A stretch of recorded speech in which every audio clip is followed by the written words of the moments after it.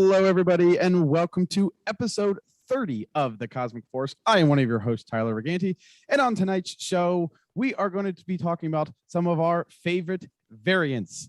No, not Loki variants, variant covers. We're going to have a lot of fun tonight. We also have a lot of great community submissions, so it's going to be a real fun, art-heavy show tonight.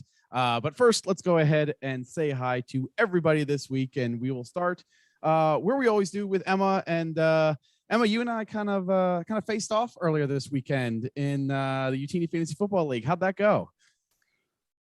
Well, hello everyone. You must be wondering why Tyler is bringing this topic up. It is because I lost in fantasy football. To be fair, it was a horrible week for me in terms of players on buys. Yes. I did. So maybe we could say that Tyler was lucky. I don't know. We'll have to see. Oh, 100%. Very interesting to note, though, that I only have 2 losses on the season. One to Jacob and one to Tyler. Make of that what you will. Yes. A quick update. Well, we'll get to the update when we get to Jacob, because he can brag on me on a couple of different things. So anyways, we'll head over to our next host of the night, Caleb. You are rocking some new swag as well. What do you have on your head tonight? It's the Breakfast of Champions. The headwear of literal world champions of the Atlanta Braves. I was actually at the down at the park last Saturday doing an escape room, and there's a giant line to get all the jerseys, and very, very short line just to get the normal branded merchandise. So I figured, this will probably be a once in a lifetime sort of thing for an Atlanta team to win the World Series. So let's just go ahead and get this while I can. So I am rocking my Atlanta Braves hat, and Emma, you're welcome for not playing fantasy football with you, because apparently there's a trend. It is, as Eric says, the cosmic curse. So yes. And our last host of the night, like I said, there was I got to rag on Emma, and I'm going to give Jacob the opportunity to rag on me for 2 reasons. One reason is because he is dominating the fantasy football league. That's true. You are in first place. Yep. Yeah, Emma's like, oh, I only have 2 losses. I'm like, oh, that's cute, because I only have 1. So I would like to thank you for losing, because we were tied for the longest time, but now I have definitively grabbed first, even though I will absolutely crash and burn in the playoffs. Or when Cooper Kupp and Matthew Stafford have a bye. Yeah, well, let's calm that down. Yeah, see, I got a glimpse of that because I had an off week this week, and it was tragic. I came very close to losing. They're carrying my entire team, him and Jonathan Taylor. It's fantastic. But then also, bragging point number 2. Oh, it's backwards. Yes. Oh my God. It's backwards. That's exactly. You know what? No, that's perfectly fine. Carolina that's Hurricanes beat me waving the white Bay flag. Lightning in overtime last night. Yes. Don't worry, I did not watch the whole game. My camera looks very dark. I don't know what happened there, but look at that, Justin. It was all the glory of the Hurricanes. That's true. Yeah.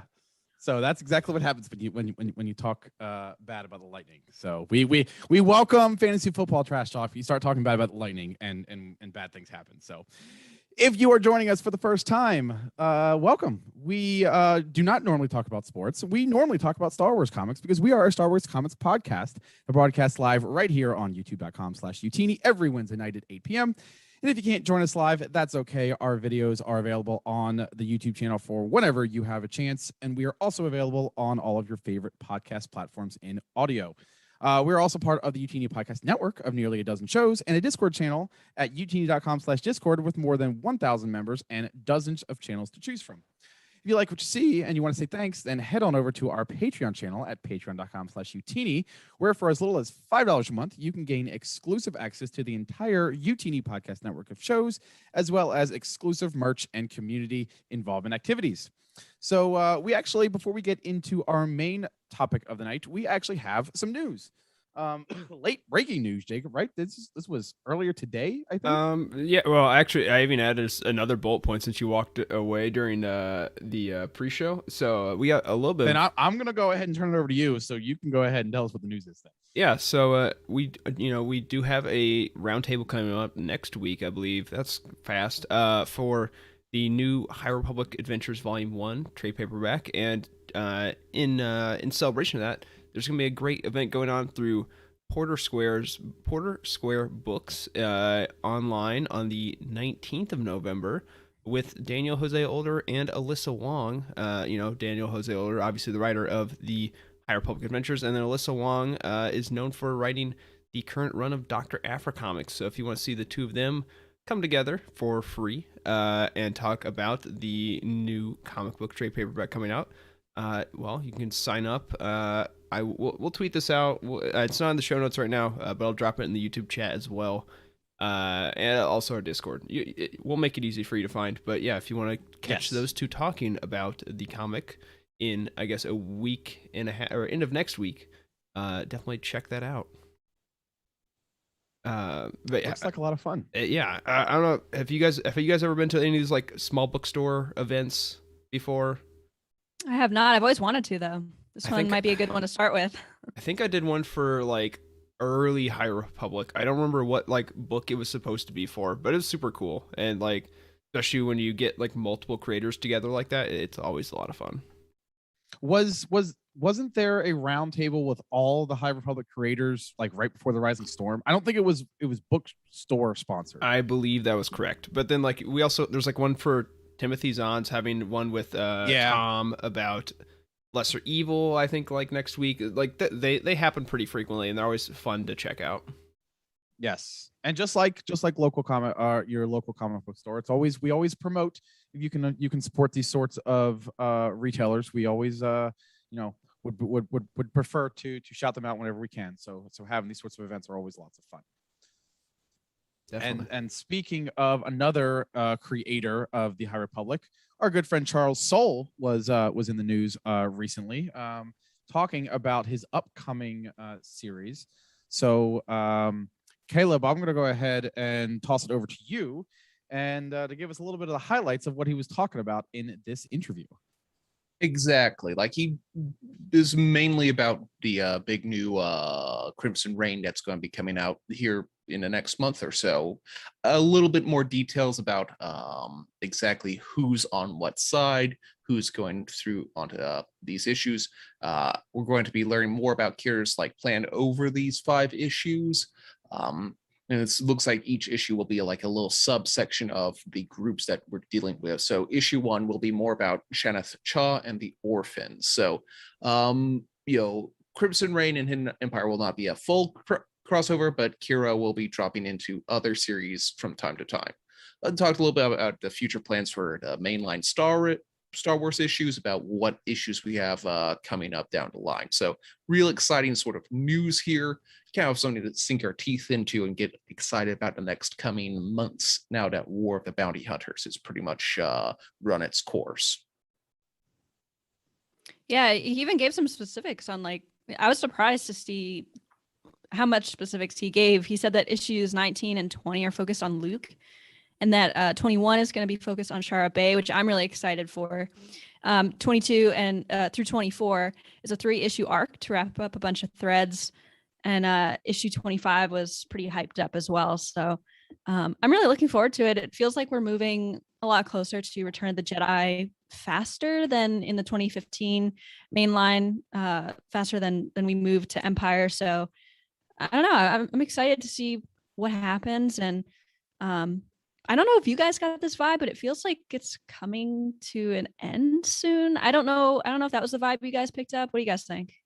I don't know about that. I mean, we have, it's going to last at least through the end of Hidden Empire. So that's like bare minimum a year from now. So I think we still got a little time. If you think about it, the 2015 era ran for 4 years, basically 4 full years of comics. And we are right now 2 years, except for one of those years was like half off because of COVID. Like we had so much like delays and just like straight like stoppages of publishing that I think I wouldn't be shocked to see things end within like one full arc of the end of Hidden Empire. And that's still, we're looking at what 30 plus issues, which is nothing in comparison to like the 77 or 75 that the first run had. But I think we still have some time to play around with these characters. And another thing is they've also just in previous times changed writers. So maybe, as I said, not to put huge theory crafting over there, maybe Charles Soule will want to move on to other things, and they'll find someone else to take over the main line of the series. And I like this trend in the entertainment industry of let's end on a good note. Let's, Schitt's Creek or Succession or some of these other shows that are Ozarks that are Firefly. that are really popular, that are high and are in demand. But the creators behind the show are saying, we have a design story, we want to see it end, and we don't want it to jump the shark. And so I would much rather take a very, very good shorter thing than have it extend for another 2.5, 3 years. And not saying that it would, but just have moments where the quality of the story kind of drags on, and then it's just like, let's just put it out of its misery. I don't want to see that. So I'm happy to see that. If I didn't get those vibes, Emma, but if you are right, I would support that, because that would be ending it on a high note is definitely something that we need. Yeah, I agree with you there. Like, I'd so rather get something shorter that ends well than something that is too long and we feel like we're dragging our feet a bit. So yeah, I couldn't agree with you more.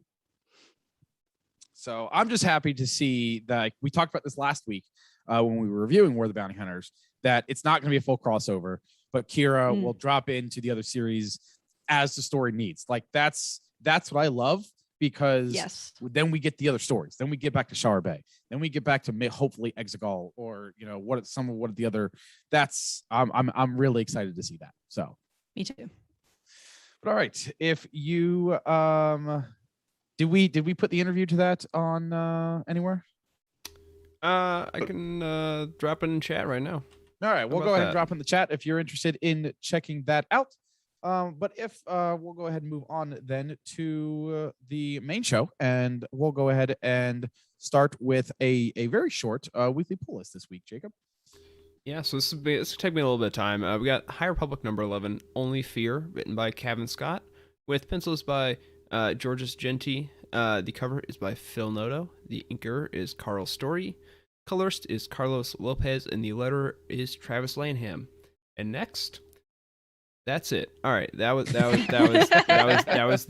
the comic. It was very good. Like, it was very good. Like, I definitely feel like we're going somewhere new. Like, the first volume was great. I feel like this is the first one where it's like we're doing some crazy stuff, and like this is going to be, hopefully.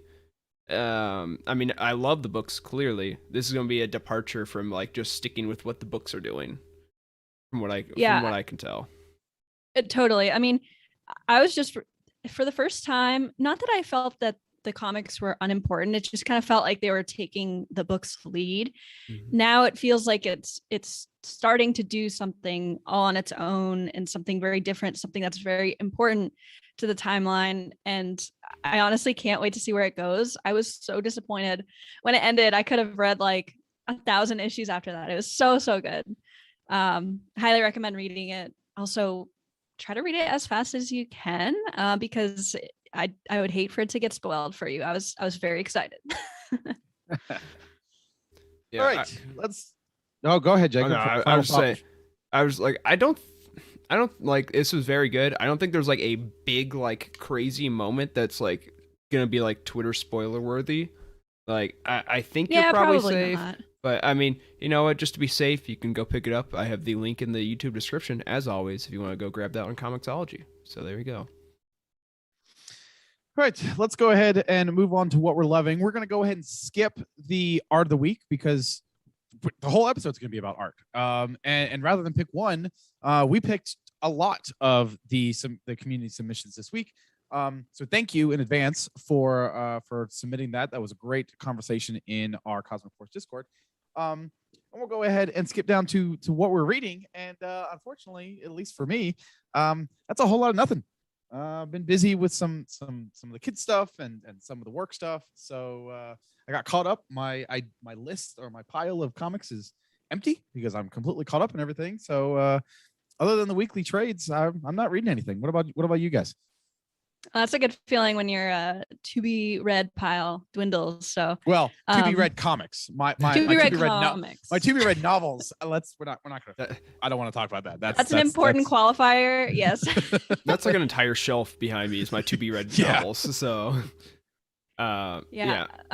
Unfortunately for me, I also nothing other than the High Republic issue. I've been reading a book about how animals adapt to Maine winters for a class. It was very boring. That's about it. They get put on little toques and snowshoes. Exactly. It's not nearly as crazy as that. Yeah. For me, I finished Out of the Shadows a few weeks ago now, and I'm trying to like catch up with my High Republic backlog. So I'm attempting to finish Tempest Runner pretty quickly, just so, especially with Thrawn coming out next week, and I know I will not have time to read Thrawn. Like my finals are like a month away now, which is terrifying. So I don't know when Thrawn is going to happen. I might just be bad and like just completely destroy it in a weekend, even though it's very, very, very long. Very Stick. long. That might happen. But yeah, so Tempest Runner's been it's been going well. I think this is the first of all the audio dramas, I always dislike the narrative framing device that they have with like Dooku, it's like the audio logs, and with Aphra, it's like also audio logs, or like they're like, here's the main character having like needing a narrative contrivance to tell you a story in the past, and I like kind of just didn't really jive with that. But here I'm like, the flashbacks are nice and I enjoy them, Yeah. and then the present stuff is also like pretty enjoyable. So I think this is the first one where like I am enjoying all parts equally of every of an audio drama, which is new, exciting. So Yeah, I totally agree with you there. I was worried about the audio drama. I mean, I enjoyed the other audio dramas. I just found them hard definitely. to follow because of their framing devices, like you said. And this one was just very well written, and it doesn't surprise me because Kevin Scott does everything so good.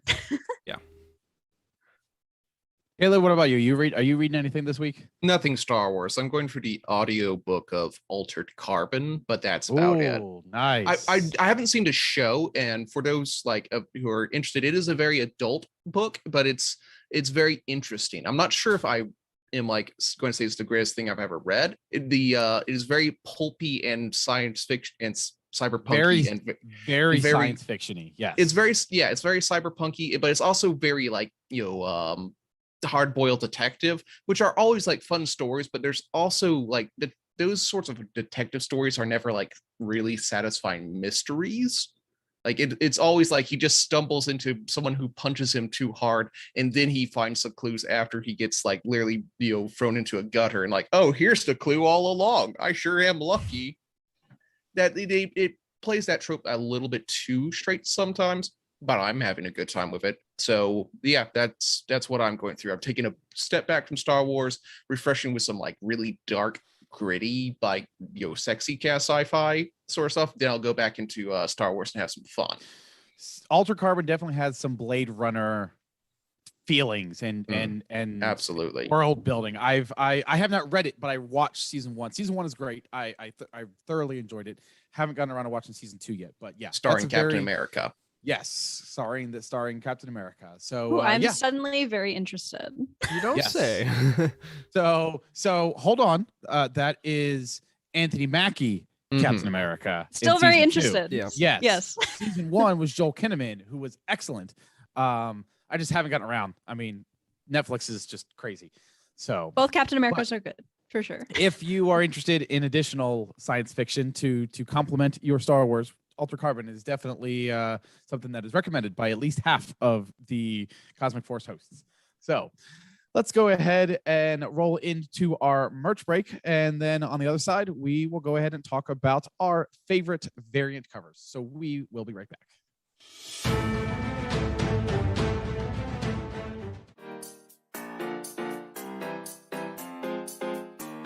And the odd. Like we see a Jedi Knight, Obi-Wan, jousting with a villain made out of bubble gum. Where did he get bubble gum on such short notice? Bubble gum.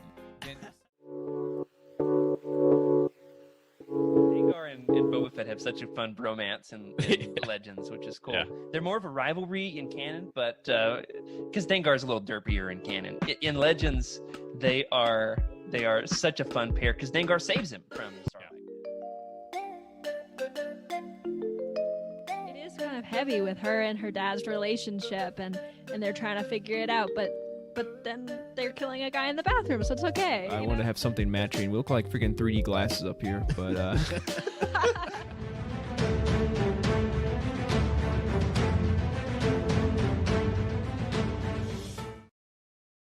okay, this feels weird for me coming out of the ad break talking, but today we're talking about variant covers, and I guess we should start out talking about what a variant cover is. It's pretty simple. It's just a comic book cover with different art. I mean, you have your typical standard, what's called an A cover, which if you go and buy the comic book from the store, it's probably going to be that. Like, if you look out online, if I look up like Star Wars issue number 14, you're going to see the A cover. But then they make other covers because it's all about the money. Variant covers really are here to sell you cool art on the outside and sell you more copies of comic books. So there's a lot of different types of variant covers. And before we jump into the main thing, I was just going to run through basically all those like most common versions.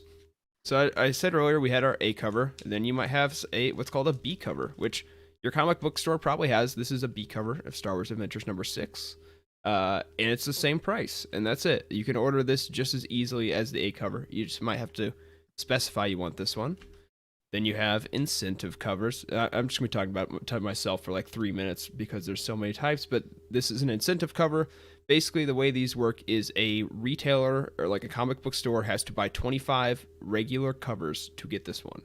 So then they can charge you whatever they want. Usually they're like 20 to 25 bucks, but there's also ones that are like a 1 to 50, where you have to buy 50 A covers to get this one, or a 1 to 100, or you get one for, there's some that are literally every shop gets one, and that's it.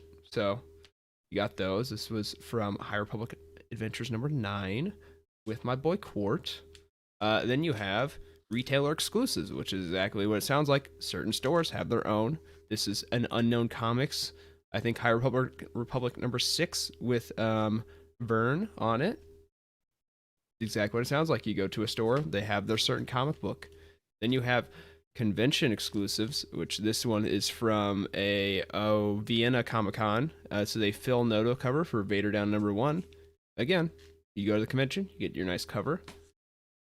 Almost halfway there, we then have artist exclusive covers, which is like kind of a niche thing. Like for Star Wars, it's Mike Mayhew. Like, that's your dude. Like, go to MikeMayhew.com. He'll have a variant cover. He was doing a lot of them at the beginning of the High Republic, but he'll have his own special, like, he does like more like paint style, digital painting. So these are artist ones. Then we have something I want to talk about real quickly is the difference between virgin and trade dress, which here's a very good example on the screen. This one right here is a virgin, which doesn't have it, like, it's just a clean cover. It's literally just the art. Where this one's the trade dress, so it has the title, it has the number box, it has all like sometimes they'll have a barcode, this one doesn't. So those are the differences. It's the same cover, just one of them is like just the art, and that's it. So the other two main versions, which I don't have a copy of, is a sketch variant, which is basically like, it'd be like this, but if it had no color and it was just black and white. And it's like the same exact art, except it's not colored, and it'll cost like 5 times as much. Yeah. And then there will be blank variants, which I also have one of. They aren't super common. They'll do them every once in a while, where it'll just be, like I said, it'll have like the like number box, and it'll have like the title, and then everything else will be white.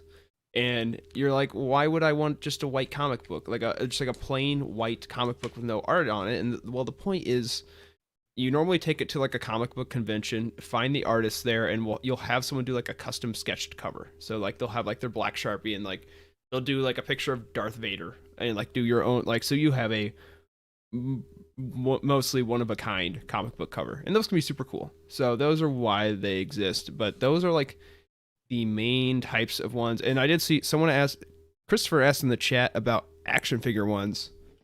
So Tyler has one he's going to show off in a bit, but then I also have one here. The artist that does these, his name's John Tyler Christopher, and he just like, he started, I think, with like Star Wars 2015 issue #1, and like it was like, I'm gonna do this thing, and it's in the style of the old Kenner action figures, so Yep. it looks like a little action figure on the card, the little plastic and the border and the figure name, and they're like, oh, people like these, and these again, this art exists to just sell the cover or sell the book, so people Right. like them, so he made a lot of them, like a lot of them, and I mean.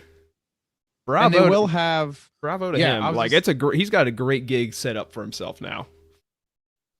Yeah, and that's some of the other fun things about variant covers is you have unique covers, but then you also have series covers. Like I think every single title has 3 or 4 different versions of this. I mean, this is the War of the Bounty Hunters Alpha, so it's got the Boba Fett in black armor on this. But another thing that they did that they're doing this year, this is not part of. Each of us chose 3 covers to feature. These are just some extras that I had. This is also something that Marvel is doing. It's kind of like their 50th anniversary for Lucasfilm, so they're taking key moments throughout the saga and recreating them on covers. This is for Darth Vader #15. It's not necessarily the B cover. There are other B covers, but it's kind of a series that they use. And they'll have like They do- they have nothing to do with whatever's inside it. Like it'll be like it'll be like Emperor Palpatine on the outside, but it's a Dr. Aphra book. Like it's whatever. And they've done a few other ones like that. They did a 40th anniversary A New Hope and a 40th anniversary Empire, and those and the Lucasfilm anniversary are all done by Chris Sprouse.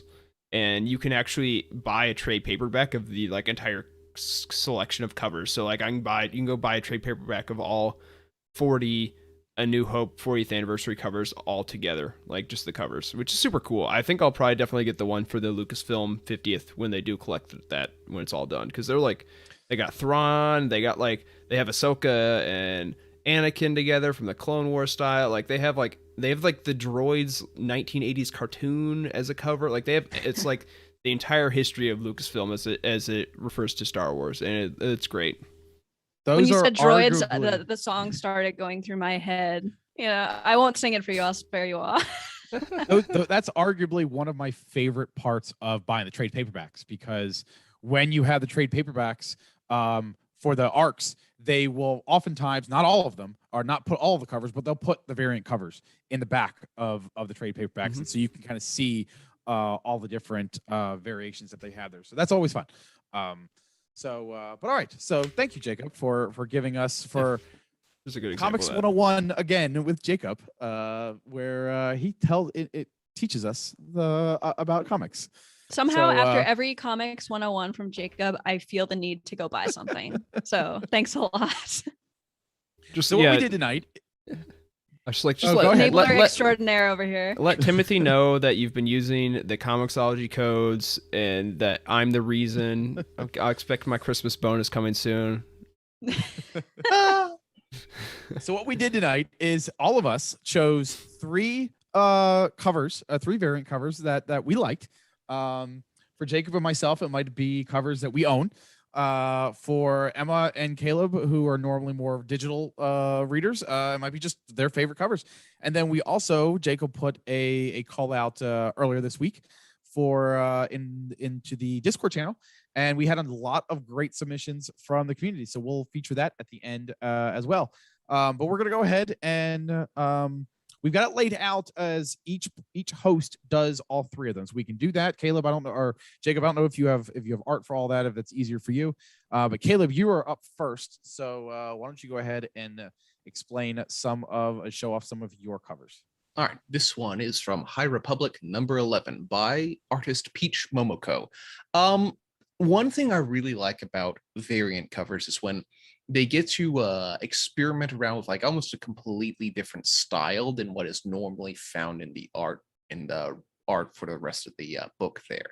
So like this one here is obviously very, manga influence. Like you could see her, being pegged to do like some more chapters for the Edge of Balance, but they decided that we should be able to do kind of like a different sort of a path here. So this one is of course our everyone's favorite Avar Chris, as she's kind of reclining. She did another variant earlier in the series, very similar art style, but I liked this one more. I felt like it was just a little bit more serene, kind of a very quiet sort of intro here. And it's not necessarily something we usually see in Star Wars covers or covers in general. They're very usually much a action oriented sort of blood and gore. As we were talking in the Jan Dursma episode, a lot of jumping in those sorts of things. But this one is, you can definitely tell there's a lot more calmness going on, which is why I decided to feature this one. Yeah, I like Yeah, the this- visual like I feel like this is a visual representation of the Force, and that's super cool to think about. Kind of like I don't know, like a weird Star Wars thing, like World Between Worlds or Mortis or something like that. It gives me those vibes. I love that. Yeah, this is not how we normally see Avar. So it's a very, very cool rendition of a character. So really awesome. And I love the detail of her lightsaber hilt too. That's something that draws my attention there. So that looks really cool. Absolutely. Next up, what did I have next in my selection here? Oh, it's from Lando, not Lando, but Lando Double or Nothing, the follow-up kind of one-shot series here. This one is art by Cameron Stewart. I really, again, one thing I really liked about this artwork is he completely redid the font of the series. Like, so that Lando, for those of you who are watching this, it's in a completely different font and how the rest of the series is doing. Like, when the moment I saw that, I'm like, I didn't realize I was nostalgic for 1970s Disney VHS covers. Yeah, totally gives me that vibe. Yeah, it looks like something like, like Pete the Magic Dragon or something like that. Just a very, light sort of swerving there. And then I am a sucker for like have a geometric pattern and just like characters on it. So again, a little, the art is really well done. Like, not something that we haven't seen anywhere else before, but it's a very well done art. I love like when they do different things with the fonting, when they're like, hey, we can change the font and make it really interesting. Yeah, absolutely. And I love I don't know. I always love when the variant covers go kind of more realistic than comic-y, I guess you could say. And also, when there's more of like a solid background. I don't know, the contrast between the characters and the white of the cover part is just, I don't know, it's very visually pleasing. Absolutely. And the very last one, as I think something was, we already mentioned this, Tyler. I think you already mentioned this one. This is War of the Bounty Hunters Director's Cut. Now, this is not less of a variant cover and more just like a whole variant issue. The reason I brought this up is because it's like one of like the 4 comics I actually physically have. But I found this in like a comic store, and this is a fun one because the director's cut edition has like all the entirety of the comic again, but in black and white, just the pencils, as it were. So that was like a really fun sort of variant. So it, like, if you read a comic code on the back, as the last time we did a comics 101 sort of thing, this is not technically a variant cover, but it is a variant issue. So that's why I thought it was worth including. Oh, and this is by Steve McNiven and Laura Martin, who are the artists on the inside in the original covers. And Boba Fett in all black carrying a staff. I mean, that's pretty bad. Yeah, no, can't go wrong there. All right, I believe I am next. All right, yeah. So a little bit of background. As we all know, I do not collect physical comics, or I'm trying not to. Kind of failing a little bit, but so I didn't really know much about variant covers until I researched them for this week's show. So of course I focused my research on some of my favorite characters, and of course I started with Rey. And this cover here is from the Star Wars 2015 series number 41, and this is by Rob Reese, and this is from a series of variant covers called Galactic Icons, where the artist kind of did a bunch of characters with their, I guess you could say like their faction symbol or whatever it is behind them. It's a very realistic style. This is Rey from The Last Jedi, from the throne room scene. It's very realistic, and something about the lighting, like the left part of her face looks a lot lighter than the right part of her face. And I don't know, something about it was just really cool, and it's one of the few Rey variants that are out there because there's not a whole lot of sequel trilogy comics. So yeah, really liked that one. Yeah, go ahead. I would just say, like, I like how, at least with her skin, it almost has like a bit of like in the logo in the background, it has like a bit of like a watercolor effect to it. Like you Yeah. get a little bit like the distressing and like the variations and like the saturation of the color that I really like. It's a bit different than what we're used to. Yeah, it still Yeah, gives you a little I've bit of never that like seen this. comic feel with it still being like realistic enough. Yeah, I've never seen this cover before. This is a really cool cover. Yeah, the whole Galactic Icons series is actually very, very cool. All right, so my next one is actually one issue before this one. Believe it or not, I didn't even mean to do this on purpose. So from Star Wars 2015, number 40, by this cover is by Adi Granov, and man, this is so cool. This is kind of like, What If is kind of on the brain with the Marvel What If show. This to me feels like a what if Leia was a pilot in the rebellion. I love the way that she's standing, next to X-Wing with the helmet, and I believe it kind of looks like she's on Crate, but I feel like that took place later in the series. Yeah, I don't know. And the cape flowing behind her. We all know, if you've listened to 2 minutes of the show, that I am a sucker for Leia. So it should come as no surprise that this is one of my favorites. Exactly. And again, like the art style is very, very different from what we've seen before. So it's almost like a kind of a soft, like 80s sort of like, heavy metal cover Yeah. sort of like thing. Like I'm not getting it exactly because she's not completely ripped, but almost like Frank Frazetta sort of vibes of the soft and like dark red colors. Yeah, for sure. I think it's the cape for me. I don't know why. Just like the cape and like the somewhat regal look is reminding me of her in Dark Champion in the end of the comic book series. Just like with the not quite over the top, I guess, but a little bit more regal look to it. Exactly. Yeah, Remind you here yeah. that she is Princess Leia Organa. Yes. Yep. Yeah. This She's is got this the, is like the badass and the regal. yeah, this is like another ultimate like power pose moment right here. It's not Like, quite it's not quite face punching Leia though. No, it's but not. She will verbally punch you in the face. This is I'm going to outfly you, and you know it, Leia, right here. I'm gonna punch you in the face with my X-wing. All right. So the last one I have here is Rogue One number 3 by Duncan Fegredo. And oh my goodness, when I saw this, I audibly gasped. It was amazing. The more I looked at it, the more I saw in it. Like, so obviously in the foreground here, we have like Jyn in her age that we see during most of Rogue One. Just totally kicking ass, just beating up these 2 stormtroopers here. And then in the background, it's kind of a flashback type of scene. It looks dark and stormy with her as a kid when we see her in the beginning of Rogue One with some death troopers, and it looks really like scary, kind of like maybe like what one of her nightmares would look like, honestly. And I just love this so much. It made me think about adult Jyn. It made me get all emotional, actually, like thinking about like Rebel Rising, that book. If you haven't read it, it's very good. It made me think about like just how traumatic her life has been, and it kind of ended in a sad way, but at the same time she helped take down the very thing that took her away from her family. I know that was like very deep for just looking at a piece of art, but yeah, it definitely hit me in the feels.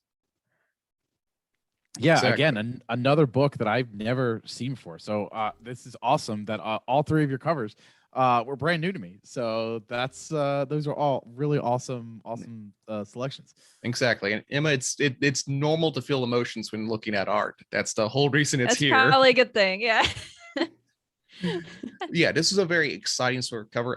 As I mentioned on my first one, like this is the normal thing we're used to seeing. It's a lot of very like heavy action, like like Jyn, beating up these stormtroopers, and like that alone would have been a good cover. But to add the extra layer and like have a different story going on behind there's it's nice when we see something go above and beyond and just take that extra step there. Yeah, for sure. All right, Jacob, I think you are next on this list. I do believe I am, and my first one is the actually the only one I own out of this group, and that is Star Wars Vader Down #1. This is the I showed off during the rundown of all the variant types. This is a Comic-Con or Vienna Comic-Con exclusive, and it's Phil Noto did the art for this, and I found it during our Phil Noto episode we did way back, and actually bought it because of that. And so it's not Emma. I'm not just enabling you. I'm also enabling myself. So you're welcome. Well, if you remember, you did enable me to buy this as well. You're like, "Oh, I found it on eBay for Oh, 11 bucks. wow. You should buy it." And so this is the only one I own. So All right. Well, there we go. But right yeah, back at you, my friend. it's like an inversion on like one of the classic like 70s posters. Yep. But instead of like Vader being in the background, it's Luke, and you got the X-wings instead of the TIE fighters instead of the X-wings, and you got Vader and Afra in the foreground, and 000 and BT. I love this one. I think they did a great job with that. It's so good. Yeah. So good.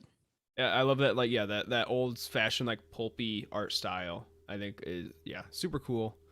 Very happy. I think Moonflyer also had this on his list for the Discord recommendations. He's like, I wish I had this one. I'm like, you can. It's not that hard to get. Believe it or not. I'm surprised it's not harder to get. Just, I mean, usually things that invoke like those really classic Star Wars feelings and imagery are usually hard to find. So I was shocked when you found that good of a deal on it. The person I bought it from, it like sounded like they literally had like a box full of them that just like had never been touched from this convention like 6 years ago. So I'm guessing that they purchased way more than they needed from what it sounded like. But yeah. They needed to get the 1 in 50 variant cover, and they just didn't sell the all the other books that they got. Yeah, that is my first one. My second one also was recommended by someone else in Discord, and that was recommended by Mike, and it is this Ashley Witter High Republic #2 variant that I really wish I had, but I really cannot justify the price for it because it's like $100. Ooh. But the part of the reason I mean, obviously it's Keeve. You got Sarah and Tarrant in the background. It looks great. I love the glow of the lightsaber. So like overall, I mean, the quality of the art is fantastic. But for some reason, it really like I've said this multiple times, but it really reminded me of an old school Legends book. So Jared, I know you're in the chat. You're welcome. And that is Betrayal, the Legacy of the Force book. By Eric yeah, I can Alston. see that. You got Jason Solo with like.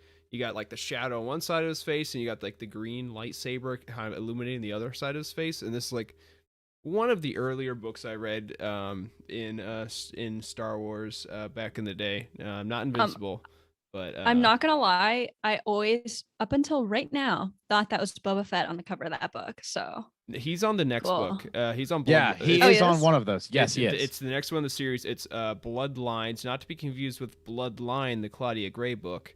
The plural Bloodlines, but yeah, Jason Solo is on this cover. So yeah, he definitely you looks got- like young Boba Fett. You've got Jason Solo there, and then you've got Boba Fett right there. Okay, so I'm not like 100% crazy. Just a little. No, you're not. Shoot, when was this published? I don't think young Boba Fett. Well, okay, 2005. So this was after Attack of the Clones, but yeah, no, it is like 60 years after Attack of the Clones. So Old Boba Fett. yeah, he is Yeah, he's old man. deteriorating Boba Fett at that point. But then my next one, this was like I already knew, like going into the episode, I knew about these two, and the next one I was like, I want to find something a little bit older in canon as my example. So this one is actually from Star Wars 2015 issue 75. It was from like a greatest moments type series that they did, and that is this one from Ooh. Oh, that's Duncan cool. Oh my God. Fegredo. So this is the I believe this is the last issue of the Star Wars run. So it has Luke like a image of like Luke and Leia like from the original trilogy era in the background with Luke kissing Leia on the forehead during the Battle of Crate. So like it was a very, I guess, a very good way to end a series like this is to like, show that familiar relationship between the two of them and the love between the two of them. So yeah, I really like this one. I absolutely love that. And I kind of need it for sure. Yeah. That is just so, it's so moving to see You, like their ghost versions of their younger selves, their older versions. Cause that the movie or the scene in that movie itself was emotional. And then to see, oh my goodness. yeah, Art- you art, literally guys. Ugh. you literally just gave me goosebumps because I also have a very emotional thought when it comes to that movie because Carrie passed away and there was I have a piece of art that I bought from at Celebration 2019 and it's got a bunch of pictures of Carrie on it and it's got the quote on the bottom that says no one's ever really gone, and it's just all of that I like as soon as you pull this up, like that quote popped into my head and no one's ever really gone. And it's a really emotional memory. So this is, I might have to get this one as well. Well, good news, both of you. I just looked up on eBay and you can get it for under $10 shipped. So there you go. It's a cheap one. Yeah, That's may got to want be more. done. Pull out the credit card. All right, that was the end of mine. So Tyler, I think we're on to you. Yes. I chose 3 from my personal collection. That was the only caveat I gave myself. And my first one is another variant cover that Jacob just chose. It is Vader Down #1, and it is the Jackson colored cover by Chip Zdarsky. I don't have this one, so this one is the extremely valuable, like one of the most expensive comics that you can purchase for Star Wars comics. Yeah, I think that's I why remembered that. I think that's why I like it, because I have the cheap one. I have the one that it is much more the scene is very I get Cloud City vibes to it. It's got blues and oranges in it. That's where this is set. This is in the this is the Carbonite like freezing room. Without the color, I have Emperor's Throne Room vibes. But I thought prior to seeing this version up that you've got on the screen right now, I thought it was the Carbonite freezing chamber. Yep. But I was doubting myself because without the color, it definitely gives me some Emperor's Throne Room vibes. I can see that. Like I said, I don't know why I have a soft spot for this. It's like, yeah, I had the Jackson Vader Down cover, and everyone goes, "Really?" I was like, "Not that one." Not Yeah, that one. I want to say this is like ballpark. Was it $3,000? It's something insane like that. I thought it was like $8,000, Oh my but yes, God. it's Holy it's smokes. expensive. It's expensive, and that's why it's like for just a half second, it's like I get people are very envious of the fact that I say, "Oh, I have the Jackson Vader Down." Just it's not that one. So, my next cover is I have to thank. I believe it was Mike in in our Discord. But the High Republic variants was my first introduction to Mike Mayhew covers, and his art is phenomenal. So my cover #2 is High Republic #5, and that is the Stellan Geos cover. I have this cover. I have it autographed. And it's just I really enjoy it just because I love the realistic art that he has. He's got I don't know what they call it, like a dark variant as well, where the only variants. The shadow variant, there it is, where that blue and orange that's behind him is not there, it's black, and so the only light that is on the cover is the lightsaber and then the blue reflection on his face. I have this one. I love this one. I also have 2 versions of the Darth Krall cover, which I believe is High Republic #7. And I actually had to share it with some of my other comic nerds, but not comic book collectors, because he has some amazing Miles Morales covers in his collection that are photorealistic. So I'm a huge fan of Mike Mayhew. I'm on his mailing list and his everything, because I'm just so I love his covers and I love his art. So the more covers that we can get from him, the better. Yeah, I honestly think like the amazing thing about this cover is that Stellan Geos is not a real person and he has never been realized in Right? any sort of real sense. But this is exactly what I pictured him to look like in human form. And it's absolutely insane to me that somebody drew that. The immense talent that takes is just unimaginable to me. And honestly, anytime I see something that looks that realistic, it just blows my socks off. And the scary thing, his Miles Morales covers are better. Like as good No as this way. is, as good as this looks, his Miles Morales covers, he has a cover on there where it's got a pair of Jordans on the cover, and I swear it's a photo.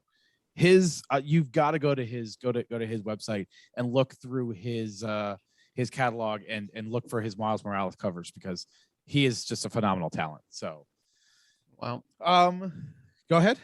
No, I was Googling Yes, it. Yeah, this one. there it is. Oh, wow. And if you can zoom in on zoom in on the red soul, and just the level of detail that he puts into Oh my this, God. it's just I've sent it to some of my sneakerhead friends and was like, is this a photo or is this a drawing? And they're like, well, because you're asking me, I know it's a drawing, but it looks amazing. So Yeah, if you didn't tell me that that was a drawing, I would have, without a second thought, said that that was a picture. Yeah. That's insane. yeah, he is so talented. So I'm very happy that he has graced the Star Wars community with his art. So my last cover is a recent cover, and I chose this because I appreciated the thought behind it, in the sense of this is one of the Pride covers that was just recently put out. This was for Bounty Hunters 13. But when I was kind of showing it off in the pre-show, Caleb was talking about how this is an example of cover art that doesn't have to go, okay, cool, you do actually have the blown up version there. It's got nothing to do with the book, but it's really cool to give a topic and an artist and a canvas and an outlet to be able to showcase an amazing character that is Yrica Quell. She has not been in a comic, but she is in the Alphabet Squadron novels and trilogy, and I enjoy her. I really enjoy her character. And this was my favorite of the Pride covers that I have. I have the entire Pride cover collection because I wanted to support those covers. And this was just my favorite one. And when Caleb mentioned it at the and like I said in our pre-show, where just another one of those instances where it's just a cover that is just an amazing piece of art that doesn't have to do with the book. It was something that I was really happy to share. And Yeah, all of the Pride covers were absolutely incredible. And this is another instance of like, we've never even really had more than like 2 or 3 pieces of concept art of what Yrica Quell looks like. But this is another instance of like, that is exactly what I think she would look like based on the books. And the ability of artists to like capture somebody's appearance that is completely fake and based on words is incredible. I will say, I do believe she was in TIE Fighter #1, if not briefly. Maybe she was mentioned. I remember reading that recently. I don't remember seeing her, but I was also kind of blowing through it. So Yeah, I think it was briefly because it was a tie-in with the first novel. Yep. Yeah, Jared's in the chat and saying that she actually is in the TIE Fighter comic. So oh, cool. Oh yeah, here we go. Cool. Oh, sure enough.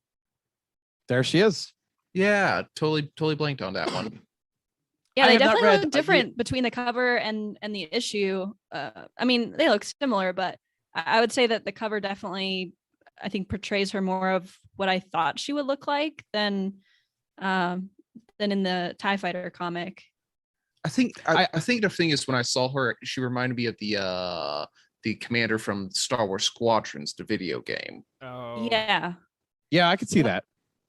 I will say that this definitely feels beginning of the trilogy, Yrica Quell. Yeah. This definitely does not seem like the Yrica Quell. I have not read the 3rd book of the trilogy. I am sorry, Andrew, if you're still in the chat. I have not read it yet. But this is definitely not how I picture her at the end of the second book. For sure. She definitely has a much different mindset at the end of the second book, and so this happier, more cheerful Yurika, I imagine, is at the beginning of the trilogy. But yeah, I really Not enjoyed. I was about to say, not that Jacob will laugh for now. Oh, so just real quick, because I was pulling it up. So right now, the first one you mentioned, the Vader Down #1, the sketch variant, there you can buy this on eBay. It is signed by Lee and Sadazaki, and it actually has been rated as a 9.8 from the CGC. So, do you want to take a guesstimate about how much they're asking for this comic book? So it's a resale market, so it's probably a little bit higher. I'm gonna guess like $4,500. I think 4,500. it's- Yes, Okay, that reaction made me think it's way higher. So I'm gonna. I agree. I'm gonna go with $9,000. I think I saw it. Wasn't it like $15,000? Double that is $33,000, $885.75. That is more than my car. Exactly. Yeah. Hold on. It's more than most people's car. That- But you can- here's you the can buy a best part. Tesla. Here's the So best part. Hold on. Here's the best part. Plus $43 in shipping. Holy cow! So again, when I say that I have the Jackson variant cover of Vader Down, for those that are in the know, I get the really, and that's when I go, no, not that cover. So Exactly. that's just I enjoy God. getting that joy. So So no, Can you it's imagine not. like sitting on that comic and you could like sell it and pay for like a lot of your kids' college, some of it. luckily they already have college funds started, but yes, that would be very tempting to know Yeah. the things that I could do So- with that. So what we're saying, Mrs. Reganti, is that Tyler is willing to sell his Star Wars collection. I don't think the I have cause. anything close to $30,000. I don't even Oh think close gosh, to does your 30 wife watch this? I don't even think close to 30,000, but like I mean, I don't even think years, I think I have $3,000 worth of content. So, I but all right, so definitely do. those are our, well, yeah, that's a whole nother topic right there. So those were our host selections, but we did have quite a number of fan submissions and community submissions. So let's go ahead and jump over there. Jacob, who do we have first? Yeah, we got Star Wars #1. This is a really amazing fantasy 15 homage for all the like hardcore comic book nerds. Yeah. Spider-Man. Yeah, the very first appearance of Spider-Man. This is a art by Joe Quinones, and this was submitted by Moonflyer in our Utini Discord. So yeah, this is from the 2015 series with Leia swinging on the little grapple, carrying Luke just like Spider-Man, like 60 years ago now. Exactly. I mean, the Star Wars #1 had a ton of really great variant comics and variant covers. Like there was like half a dozen to a dozen like variant covers. I think a few more might show up here, but like every single one of them was very clever and really well done, and really a great start to that series. Yeah, this is I see it immediately. As soon as this was put out, I was like, there's Spider-Man. So because that's a very classic a cover for Spider-Man fans. When I first saw it, I just kind of thought it was like a little bit of an inversion on like what actually happens in the movie. No. That And I too. was like, Well, yeah. that- So yeah. I thought that was really cool in general. But then I was like, why is she carrying him like that? Here, yeah. This is We can. Yeah. there you go. Oh, yeah. Okay. Yeah, that was the very first comic book with Spider-Man back in the day. So Oh, cool. Oh, Where's that's Han- amazing. Where's Han and Chewie? So all right, we got another one here from at least in the rundown. Be Nasty. Yep, they're all in order, so you submission can- is next. Okay, good. yeah, so we got High Republic #5 from Bernard Chang. This is a Be Nasty submission. This is we got Tarrant and Sarat and Keeve and a Battle Rancor and a Gamorrean. Caleb was talking about heavy metal covers earlier. I feel like this is definitely heavy metal. Oh yeah, definitely. The yeah. heaviest metal. Yeah, Exactly. no, We this just is need like some it's high so impact badass. font of like, you know, the Jabba and the Scroll Smashers and his metal band sort of thing. It's just like Absolutely. when I look at this, immediately I'm like, what is that Gamorrean supposed to be doing? Is he helping anything? Like, really? He's just along for the ride. I'm like, no, that's a Rancor. But now I know it. Now I see what you're saying. You're talking about the Yeah, I know he's so tiny up there. It's almost like maybe he's like doing some bull riding, like seeing how long he can stay on. This is really just an ad for the HasLabs Rancor that does come with a Mm. Gamorrean Yes. now, and you just have to drop like $400. That's it. That's like a 1/100th of probably a 1/1000th of what you can do for that Vader down cover. Yeah. So There you go. there you go. All right. Next up, actually, I think we'll see a repeat here because I just have very popular taste. Is High No, Republic this is number the- 6? This is the other one. Oh, that one. Yes, I did the one I mentioned before. It's the High Republic 6 one by Peach Momoko. This one featuring Keeve. Again, in a very counter to the Rancor Mhm. riding Gamorrean and Blood and Guts, is a very peaceful and serene sort of time. Very kind of, you can almost feel the calmness and the patience that's coming off of it. Just a really, really great cover here. It was almost a coin flip between whether I wanted this one or the one from 11. Yeah, if the last cover was heavy metal, this cover is a Taylor Swift album. So, and also Early Taylor Swift. early Taylor Swift. And also I love that Jared will get this joke. Is it definitely to me, like when I first saw this cover, I swear Keeve is like holding Max Revives from Pokemon in her hand right now, and that's the only thing I can see. I'll have to take your word for it. Yeah, yeah. Yes, I know. I don't know that reference, but Jared cool. in 30 seconds is gonna be laughing in the chat. So once he catches up, yeah, I really like this cover because I mean, this is a very unique portrayal of Keeve. Normally, we see her, you know, she's usually very frustrated and angry with like the order and how things are, you know, going down and things like that. So it's really neat to see her more, like you guys said, kind of like calm and serene. And I don't know, I love the imagery of the sparkly things. I like to imagine it's the Force, but honestly, on this cover, it kind of looks like little pieces of gold or something, like actual gold, not just like specks that are colored gold. I don't know. It's very interesting. Makes you think. All right, our next submission looks like it was doubly submitted by both Moonflyer and Eric from Living Force. and this is the High Republic #1 cover by Stephanie Hahn, featuring Avar Chris and Yoda. Yoda. This one taunts me every time I go to my local comic book store because he has it up by the register and I can't pull the trigger because it's like $40. I remember when this one. Yeah.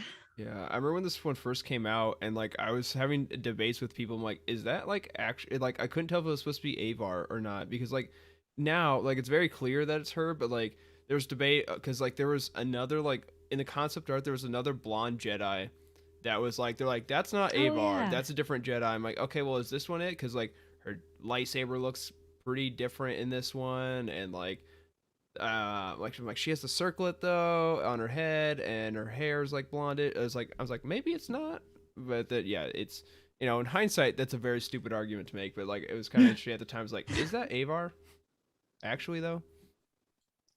This is your weekly reminder that every argument you get into online doesn't matter. Yeah, like I feel like I'm like decently well informed, but like every once in a while I'll be like, I'm gonna make a prediction, and they're all so wrong. They're all incredibly wrong. And this, yeah. But someday one might be right. Yeah. And that's what matters, right? Remember when I thought I was like it was my craziest shot was that Omega from the Bad Batch in the trailers. I'm like, what if she is the lost Night Sister girl from the end of the Clone Wars Stories of Light and Dark novel? Bug, right? Yeah, Bug. I'm like, what if that's Bug? And I'm like, that's my like crazy theory, crackpot theory. It was not that. Yeah. Ah. Maybe Don't ever she'll- stop your crazy theories. Well, I maybe love it. some character will be bugged down the line. Yeah. All right. Next up, there's another one from Star Wars #1, which I think Jared in the chat said there's like over 40 of these variants, but this one was by John Tyler Christopher. Oh, yes, this one. I love this one. This Another is Oh, it's so appearance by good. Jackson. by Jackson as the all of the entire group is doing their best to literally keep Jackson out of the comics. Thankfully, they failed. He is back and he's doing fun stuff in Star Wars Adventures, but a kind of a very cheeky reminder of where the 70s comic went and how how they're definitely going to keep things serious in the new Star Wars series. I think it's- Absolutely serious. It's interesting that like I was just thinking about this now that this cover came out before Jackson was in canon again. Like this cover came out like Exactly. in like August or January 2015, whenever the comics first started back up. Yeah, and something like that. Jackson probably didn't come around for like another 2 or 3 years. 2 years probably. Yeah, that's insane. And also, I mean, this isn't even written by Kevin Yeah, Scott. Kevin so Scott had this nothing to feels- do with this comic book. It feels Right, it feels a right. little dirty. Oh. Yeah, So- no, that's really good. Speaking of like Cavan and weird like Legends rabbity things, I saw that the Star Wars Adventures Annual launched they just released a variant cover from like some store of a cover with a bunch of Who jibs on the front. Yes, I remember Oh seeing my that. god. Yes, Kevin retweeted that, right? I don't know. I think it just went on sale this week or something like that. So I'll have to like send it to Trevor. I feel like that's something that's like right up his alley. So this submission was from B Nasty. This next one is from Timothy. This is Star Wars 65 by Corey Smith. This one and the next one I think were again ones that I'd never seen, and I love. Is this also from one of the series that? Yeah, this is the Greatest Moments, which is the same Yeah, one that yeah. the Luke and Leia one I submitted earlier was from. Oh, it's so good. It's I don't know the style. It reminds me of what was it? The Journals of Ben or Obi-Wan Kenobi or something. like that? yeah. yeah. Kind of I reminds can me of see that style a little bit. Yeah, it's very cool. A very nice. It's nice to see like someone take the ultra detailed sort of styling here and get like really get every little fold of that cloak there. And I like how we're seeing it from, what is that? Luke's Ponda Baba's perspective. Ponda Or Luke's Baba. perspective. Wouldn't that be where Luke's standing? Dr. Ezevan. Yeah, I mean, like we're Um, between the two of them, between Evazan and Right. Ponda Baba. Right. True. Yeah, I like that perspective because it kind of makes Ben look a little less like that sweet old man and more of like a scary warrior You're type about of to guy lose that an could just arm. Yeah. yeah Right. cut all the limbs like butter. All right, so I right. think the next one is also from Timothy, Star Wars number 70 by Walter Simonson, and another greatest. What did you say this was? Greatest moments. Yeah. Yeah, with the Palpatine and the Vader, throwing Palpatine down the shaft, supposedly killing him. And oh my gosh, I love the skeleton sort of Right? detail That's what I there saw on too. Vader. So good, so good. Because you don't ever see the human like that part of him. So that's what Right. was my first reaction to was look at his ribcage. Yeah, Absolutely. and I like how also like the skeleton arm part, it doesn't go all the way to the wrist because he doesn't have his arm Oh, or his yeah. like below his elbow, I guess, or you know what I mean. Yeah. Exactly. He is disarmed. He's got The a- next one comes from Mike. This is War of the Bounty Hunters number 2, the art by Tyler Kirkham, and just kind of a really good dynamic sort of thing. It almost looks like the cover to Doom of like Boba Fett versus the army Doom of guy, mooks. yes. Yeah, he is kind of pulling a Doom guy there of just Boba Fett punching out like literally dozens of stormtroopers. And kind of a really good, like this is Boba Fett's story, so having a really good like I love the lighting on this, as weird as it sounds, like seeing like all the shiny armor reflecting off. I love how like he does a great job with the white background and the white stormtrooper armor. And then of course, Boba Fett has a splash of like green violence right in the middle. It's a really fun sort of action jumpy sort of thing that makes you think, okay, this is going to be exciting. Even though I don't think he actually fights any stormtroopers in issue 2. I was just thinking the same thing. Yeah, you think you're right. I don't think he ever fights. At least not that many. Not, like in issue He 5, does- definitely. Yeah, when he's on the Issue 5 executor. just would have been appropriate. Very, Yeah, very it might briefly. be one of those instances where like it's somewhat related to the issue, but not directly. I always love when covers kind of take the route of having a very light colored background and then having something way more colorful contrasting in the middle. It's very visually pleasing. All right, we've got 2 more. This is by Blind Fates, and this is Star Wars 2020, issue number 13 by Mike Mayhew. And this is a callback to I believe it's Boba Fett's first appearance. No, original. I thought the He original, his first appearance, I think, was like him and like Dengar and Bosk like standing next to each other, something like that. Yeah, Okay. but it's definitely aping something from the 77 Yeah, series. he says Yeah. it's issue number 68, which I'll pull up real quick. But yeah, but it's almost a perfect facsimile because it's got the yellow background. It's got Boba. This is a more photorealistic version of Boba Fett. If I remember the original, it's more artistically drawn. I'm trying to fill in. Yeah, there we go. Yeah, Oh, this is the wow. original one. So Oh wow. very I mean, obviously it's the same characters. Well, looks like he traded some stormtroopers for bounty hunters on the modern version, but yeah, like basically the same characters and everything. Just it's now like Very cool. digital art as opposed to old fashioned. Yes. Yeah, and even the C3PO and R2D2 in the corner is the same. That's amazing. And it's got the both of them have the old fashioned comics code stamp. Hmm. That's a whole nother Jacob Comics 101 crap. But yeah. Maybe in January. If I ever tell you about the comics code, you know we've run out of ideas. I'll just say that. So maybe in February. All right, there we go. All right, right, rounding out the community submissions is High Republic number 1. This one by Paolo Villanelli, and this again is another homage to the Clone Wars issue number 1, which was Ahsoka's introduction. It's so good. Oh, yeah. Oh my gosh. Well, This is- when I see this, though, I'm thinking to the end of Star Wars Episode 5 on the. I can Yeah. definitely see definitely that too. Yes. Yeah. That's where my brain first went, and then Tyler, when you said the thing about the Clone Wars, I was like, oh yeah, wait, that's why it looks more familiar too. I love the vectors in the background there. It's such a cool ship design, and I don't know, the gold robes mixed with the blue space is a really nice look. You got the long beam up top. Yeah. Mhm. Oh And yeah. effectors. Yeah. Didn't they like almost like do another homage to this? And like I want to say maybe one of the High Republic Adventures comics before they like leave I think to- so. Yes. to go to the junk planet or something like that. Yeah, I think so.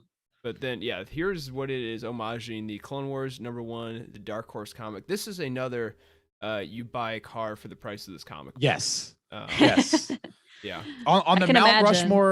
Rushmore of comic on high value comics, this is one of those I comics. believe that the art, this original art, is by Filoni, like this cover art.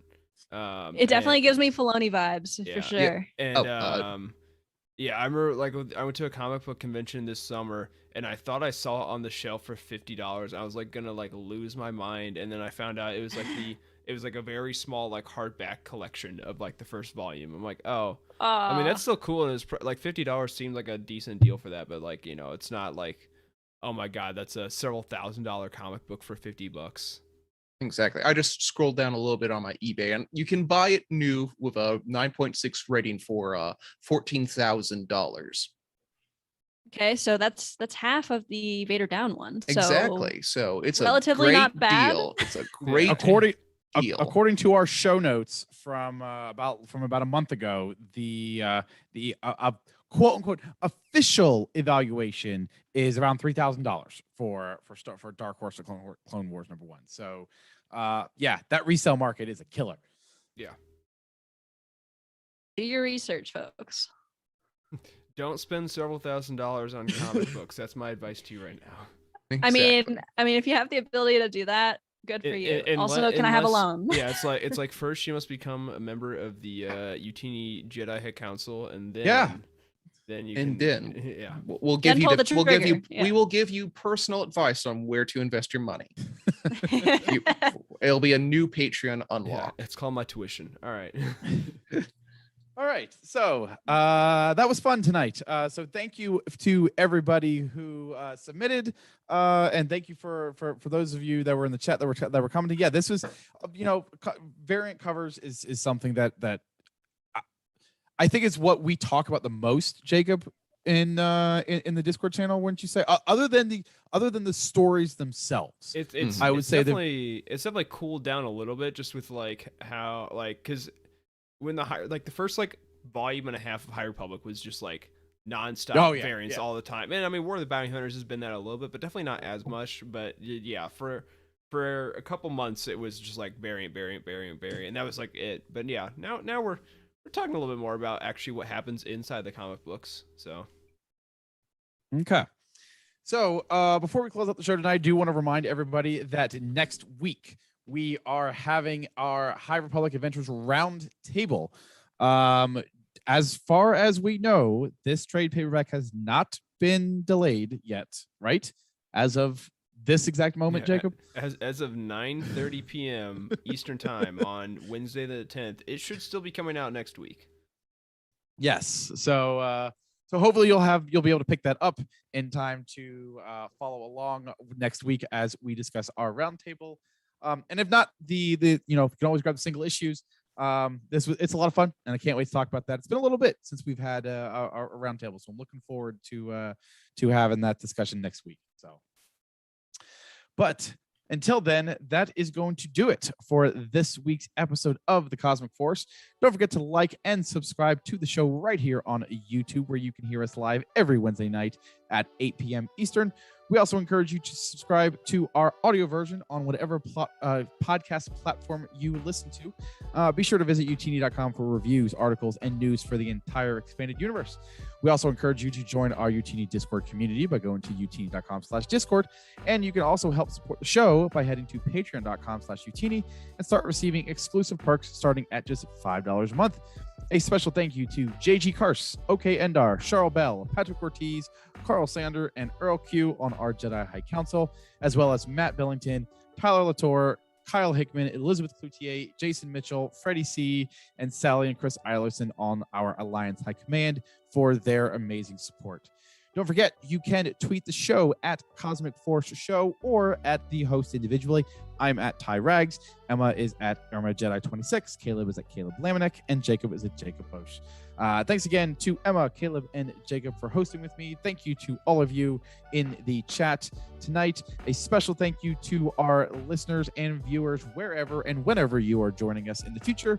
We do truly appreciate you. We hope to see everybody next week, but until then, may the Force be with you.